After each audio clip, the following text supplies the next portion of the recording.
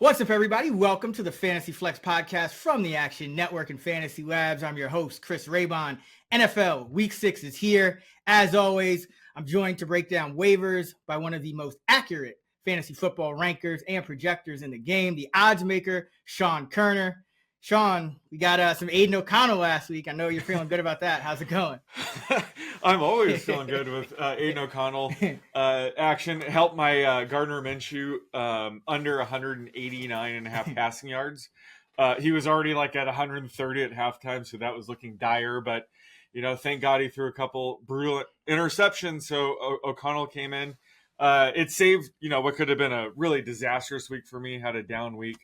But still up on there. I tell people I wish I could go 6-4 every week. But unfortunately, that's not the way it works. Sometimes you go 14-0, sometimes you go 3-9, this, that, or the other. But had a good week in DFS. My Trevor Lawrence, Brian Thomas stacks finally hit, and some Darius Slayton. Think I did good in Fantasy Pros too. Never really know how you do in that until midweek. Right. But how are you doing? Doing pretty well. Had a pretty decent week. I can't hit a running back prop to save my life, but my size and totals have been on it. But yeah, like I had Ramondre Stevenson at under 59.5 because I heard he was going to get benched. And then, of course, it closes at like 42 and he still goes way over. But, it happens. Yeah, that just brutal. I mean, you got close to like 16 yards of closing line value. And, of course, he was going to have his game of the year when he got benched, of course. That's just like, how do you predict that? But can't hate on the closing line value on that one. Nah, so we're going to get into some waivers here. We'll go position by position. We'll start with quarterback. And before we get into that, just want to quickly remind everyone, all of our fantasy football content available right now over on FantasyLabs.com. You can find all of our award-winning rankings and projections and more at FantasyLabs.com. All right, it's week 6, quarterback. There's some more bye weeks this week. So who do you like at quarterback that's available and at least 50%? Well, I mean, Caleb Williams is available in 40 to 45% of leagues. So if he's available, I would go and grab him. He's getting better and better every week, looking more comfortable, at the NFL level. And he was also due for some positive regression on his downfield passing. That was one of his strengths in college at USC. And this week, he connected on 2 of 3 passes downfield. They just didn't have to be that aggressive through the air because they got up big early against the Panthers, and then we're just able to salt away the win. But love his upside, heading into the season. Love it even more now. It also helps that, all of his pass catchers are at full health right now. Keenan Allen looks back, closer to 100%. Odunze was playing with like a knee injury over that stretch as well. So really high on Caleb Williams. And we saw, his sneaky rushing upside. Again, he had another 30-plus yard rushing game. And this is a great matchup against the pass funnel Jaguars defense, who ranked 32nd in pass DVOA. So, he's a low-end QB1 this week and has QB1 upside for the rest of the season. So if he's still available, you need like a potential week replacement or rest of season option. I think Caleb Williams is the way to go. Yeah, that matchup against Jacksonville, I mean, oh my goodness. I had the Jaguars in that game against the Colts, and it was just like a never-ending barrage of passing yards against them. Like every time they would throw downfield, the Jaguar corner or safety, whoever, was just trailing the play. I mean, they let Alec Pierce get a couple of his signature bombs. I mean, it was just everybody was just Howie Cox, I think, caught it. Like, it was just crazy. Yeah, why not? Yeah, that matchup. Like I rarely get to take advantage of like soft opening prop numbers. But like when it was announced that Flacco would be getting the start, I think it was like Saturday they made that official. Mm-hmm. I actually got to see the props go up. And the Flacco numbers were too low. I saw Josh Downs' receptions prop was 4.5. Like, him being under center gives the entire Colts offense with the pass catchers a boost. No Jonathan Taylor. And they were going up against the Jaguars. So I just hammered Downs over 4.5. That was my most confident prop. And of course that hit. But that was fun to kind of see the market just completely underreact to the news that Flacco was starting. Because he gives like all these pass catchers a huge boost. Yeah, I think Downs hit that over on the first drive. I think he had like 4 catches on the first drive or something like that. Almost hit it. I'll mention a couple of quarterbacks that are available in over 50%. First is Kirk Cousins. He came, back from the dead, put up over 500 yards on Thursday night. Yeah. So you got to look at him against Carolina. Even though it's on the road here, outdoors, this Carolina defense has just been not very good, and it's been kind of decimated by injuries. You're missing Derek Brown and just your linebackers. So still should be a pretty good matchup for Kirk Cousins. He's available in 55% of leagues. And then Daniel Jones, he's available in 86% of leagues, going up against the Cincinnati Bengals, another team that just doesn't really have answers on defense. And you would think Neighbors should be back this week for Daniel Jones, and he played pretty well without him in Seattle, which is a tough place to play. So he's trending up. Really, that terrible game against Minnesota is looking better and better for Jones because it was his first game back off an injury, and Minnesota's defense has proven to be pretty legit. So the further we get into the season and Minnesota keeps it up, the less you kind of ding Jones for that performance in week 1, and he starts looking better going forward. So Kirk Cousins and Daniel Jones for me. All right, let's go to running back. Who do you like at the running back position on waivers heading into week 6? Yeah, there's a handful this week. The one that sticks out, well, the two that stick out the most are Tyrone Tracy, available in 68% of leagues, facing the Bengals this week. I'm assuming he's going to be one of the top waiver options this week because he looked amazing in his spot start last week, ran for 129 yards. It's unclear if Devin Singletary, is going to return this week, but, Tracy would offer, low-end RB2 value if Singletary were to miss this week. But even if Singletary's back and healthy, like there's a legit chance Tracy just ends up being the lead back the rest of the season. This is a pretty fluid situation. I don't think, Singletary has a firm grasp on the starting role. So I think Tracy's more appealing than your typical 1 to 2 week rental right now. Again, he's a high upside backup who could potentially become the lead back without even needing an injury. So I would certainly be fairly aggressive with him, just knowing that, he could kind of split snaps with him in the short term, but I love his upside long term. And the other is Tank Bigsby. I don't know why he's available in any leagues at this point, but he's available in 76% as of now. He just continues to outplay Travis Etienne, which I guessed could happen last year. Didn't pan out at all, but I'm not shocked at all that he's playing well and, Etienne struggling a bit. Now, Etienne is apparently dealing with a shoulder injury. That's probably contributing to this somewhat. But Bigsby's looks so good that this is probably going to be more of a timeshare going forward, even if Etienne is healthy. Who knows? Maybe the shoulder injury they make Etienne rest, for a game or two. But Bigsby's going to offer RB2 upside if Etienne misses time. And again, another one of these backup running backs who could potentially become, lead back or at least a reliable RB3 flex going forward, even if the technical starter is healthy. So Bigsby's just like the ideal backup type of back that I want to be rostering anyway. So make sure he's not available after this week. And then our boy Blake Corum, it's worth just mentioning that he apparently leapfrogged Ronnie Rivers to at least be Kyron's backup for now. With McVay, anything can change at any moment. But, Kyron Williams is going to be the workhorse back as long as he's healthy. I expect that to be, potentially the rest of the season. But I think if he does miss a game or two, which is common for running backs these days, I think as of now, Corum would be an RB2 or even better. So that's kind of where we're stashing Corum. We didn't expect to play him yet, or unless and until Kyron misses time. So I still think he's one of the better backups to roster. And it makes me do feel a little bit better that he did apparently leapfrog Rivers, at least for now. Yeah, so I'm in there. Did Kyron fumble again? I thought did he? I don't know. Let me see. He gets so many rush attempts that they shouldn't bench him just because he fumbles once. But yeah, he did fumble. Okay. Oh, yeah.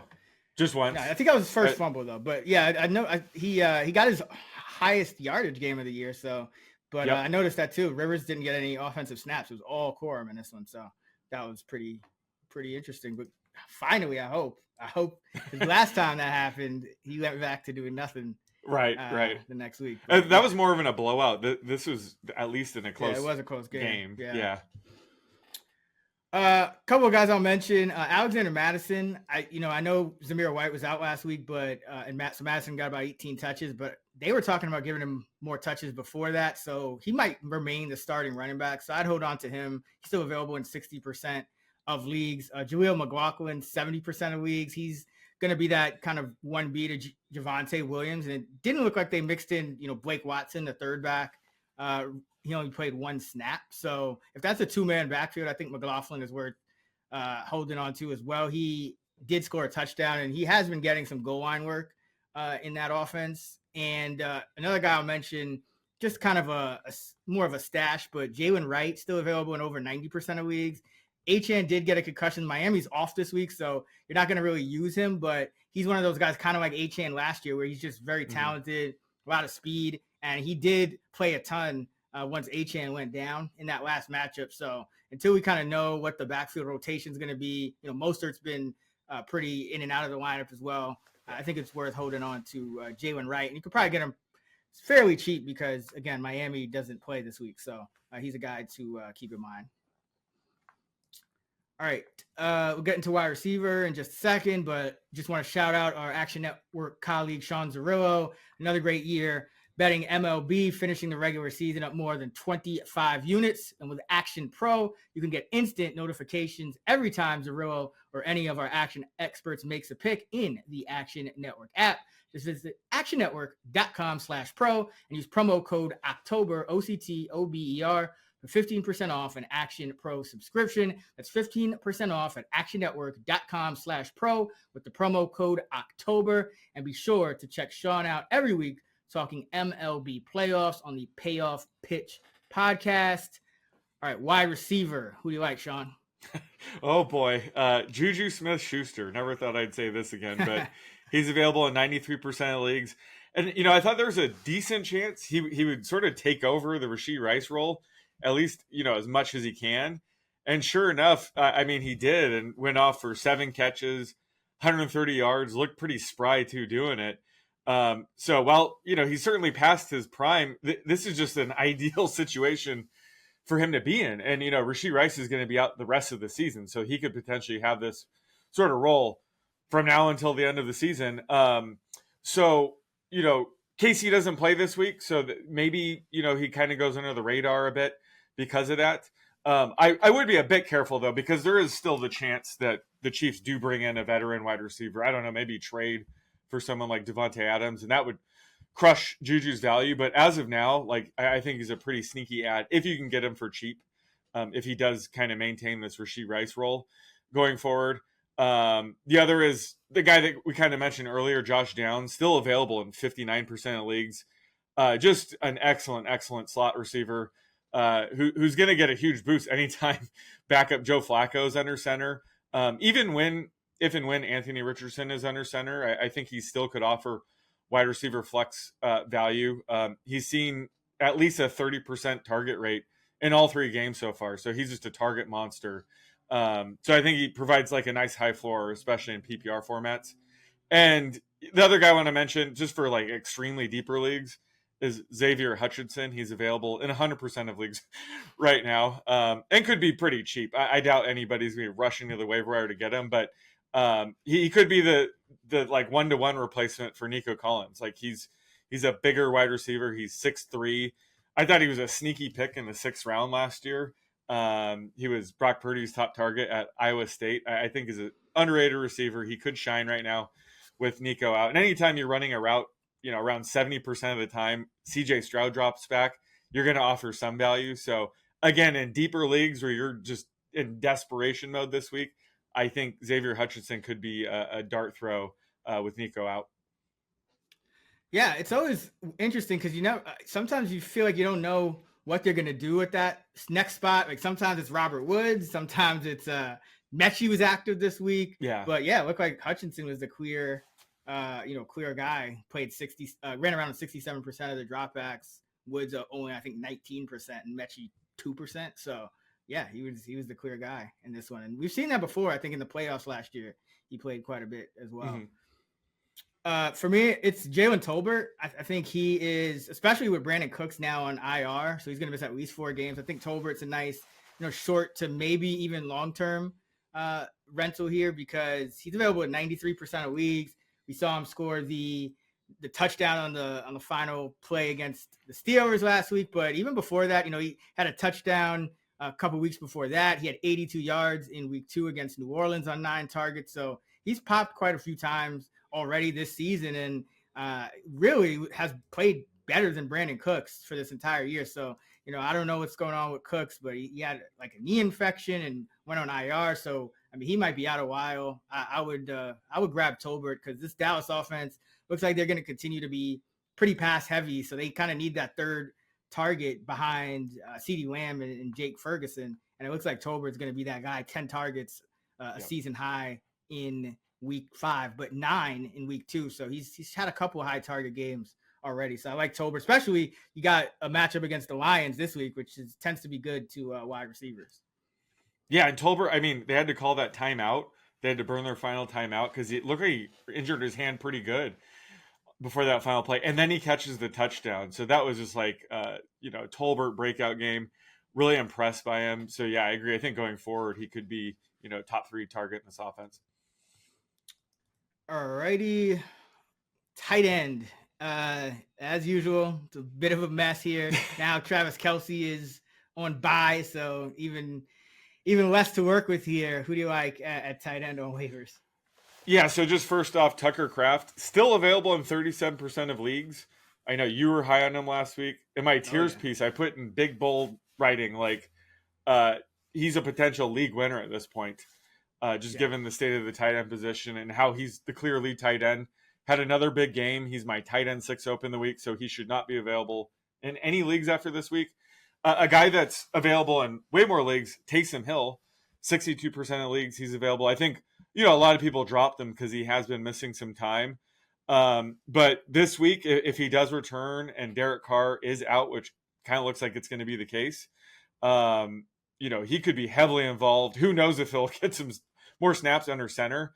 But either way, it kind of looked like the Saints offense was like stale. It lacked the explosiveness without Taysom Hill. So I think even when Carr's back and Taysom Hill's healthy, I think they're going to continue to use him at a high rate. And when it comes to this tight end position, he has the widest range of outcomes of any tight end every week.